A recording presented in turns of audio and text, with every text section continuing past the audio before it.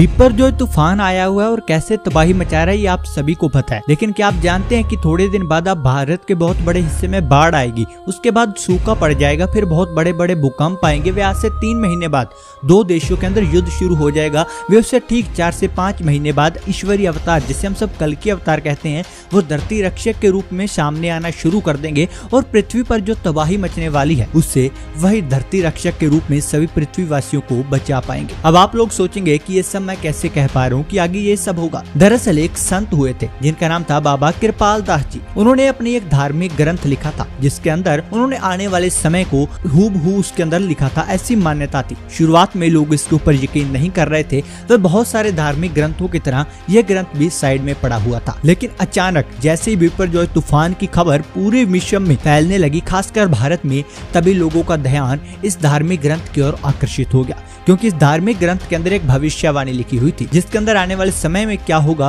वो हूबहू लिखा हुआ था। और दोस्तों आज जब हम आपको वो चीज पढ़कर बताएंगे तो आप लोगों के भी होश उड़ जाएंगे किस प्रकार से बिपरजॉय तूफान का नाम स्पष्ट शब्दों में इस भविष्यवाणी के अंदर पहले ही लिखा हुआ था। वे आगे आने वाले 4 महीनों की भविष्यवाणी भी इस ग्रंथ के अंदर दर्ज करी हुई थी। तो इस वीडियो को पूरा अंत तक देखना। सो हेलो नमस्कार दोस्तों, स्वागत है आप सभी का। मेरा नाम है खुशदीप और आप देख रहे हैं KS फैक्ट यूट्यूब चैनल। तो चलिए वीडियो शुरू करते हैं। ज्येष्ठ माह के अंत दिनों में जब जब समुद्र से काल आएगा, बिपरजॉय का विप्र प्रधान पानी धरती हिलाएगा। स्पष्ट नाम बिपरजॉय तूफान का, लेकिन सांकेतिक भाषा में लिखा हुआ। आगे लिखा है, आई पानी के बाढ़ के बाद सूखा चारों ओर छाएगा, पानी की खातिर राजा लड़ लड़ मर जाएगा। समझ रहे हो ना आप इशारा? हमने पहले भी कहा था तीसरा विश्व युद्ध होगा, पानी के लिए होगा।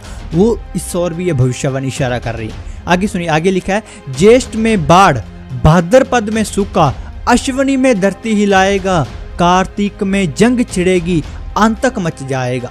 हर महीने वाइज, पर मंथ वाइज इसके अंदर प्रेडिक्शन दी हुई है कि इस महीने में ये होगा। हिंदी भाषा के अंदर ये महीने लिखे हुए हैं कि ज्येष्ठ में क्या होगा, ज्येष्ठ में बाढ़ आएगी, भाद्रपद में सूखा आएगा, अश्विनी में धरती यानी कि भूकंप आएंगे और कार्तिक में जंग छिड़ जाएगी। जो वॉर की बात हम कर रहे थे उस और ये प्रेडिक्शन इशारा कर रही है। आगे सुनिए, आगे क्या लिखा। आगे लिखा है, खुद का दुश्मन खुद बने रे, इंसान मूर्ख जुद बने रे, हवा पानी मिट्टी सब में जहर फैलावेगा, इस दुनिया के अंत के खातिर अहंकार काल बन जावेगा। इस बात को अगर आप समझेंगे ना तो आपको पता चल जाएगा कि किस कदर दुनिया अपने अंत की ओर बढ़ रही है। शायद आप समझे नहीं, ध्यान से पढ़ना क्या लिखा है। खुद का दुश्मन खुद बने रे, इंसान खुद का दुश्मन खुद बन रहा है। प्रकृति उसे खत्म नहीं करेगी, वो खुद का दुश्मन खुद बन जाएगा। कैसे? इंसान मूर्ख जद बने रे, हवा पानी मिट्टी सब में जहर फैलावेगा। ये तो आप लोग समझ ही गए कैसे जहर फैला, लेकिन हवा में कौन सा जहर फैल रहा है? ये पोल्यूशन की बात नहीं हो रही दोस्तों यहाँ पर, ठीक है?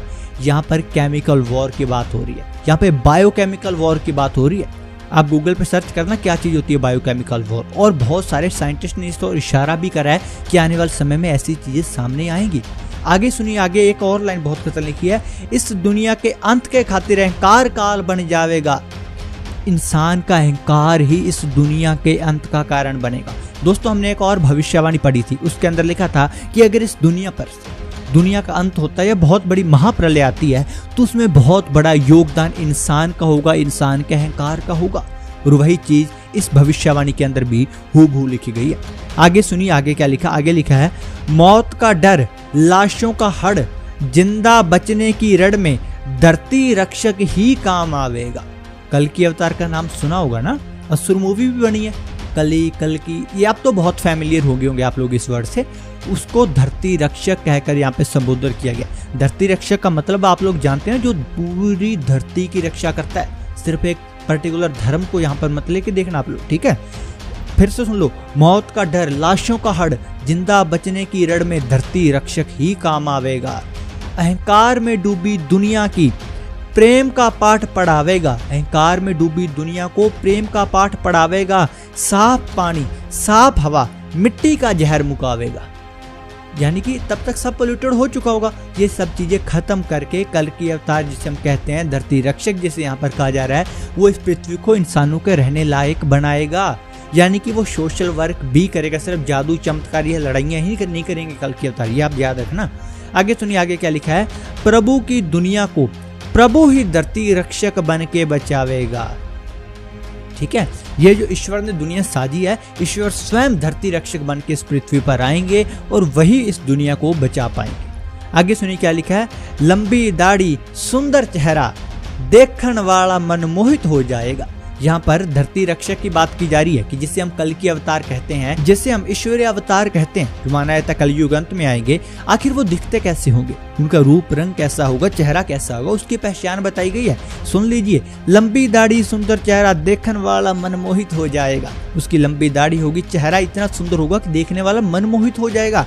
आगे सुनिए, कोई संत बोले, कोई गुरु बोले, कोई दाग लगावे, कोई राग गावे, पर वो होनी ने बदलावेगा, धरती रक्षक संत रूप में आए।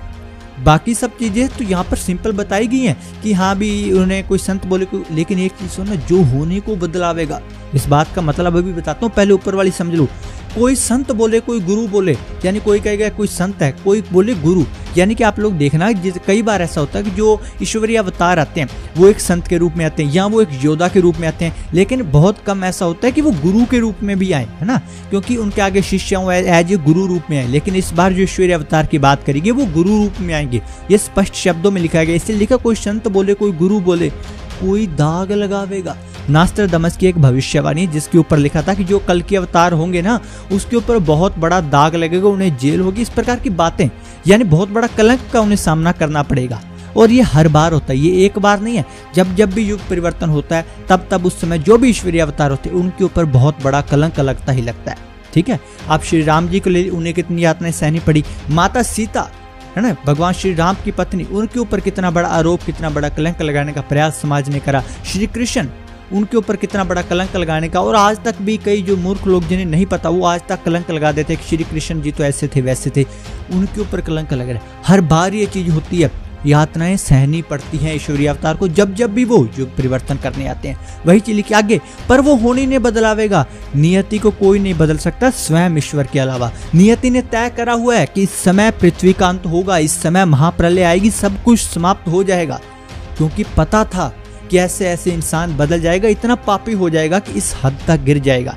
लेकिन वो होनी ने बदलावेगा, जो ईश्वरीय अवतार आएंगे, लोगों का मरना तय है। देखो ऐसा नहीं हो सकता कि कोई ना मरे, सिंपल डेथ रेट चलती है। प्रलय आएगी, बहुत भयंकर तबाही होगी, लेकिन बहुत सारे लोगों को ईश्वर से हम दुआ, ईश्वर से प्रार्थना भी करते हैं और वो जरूर बचा लेंगे।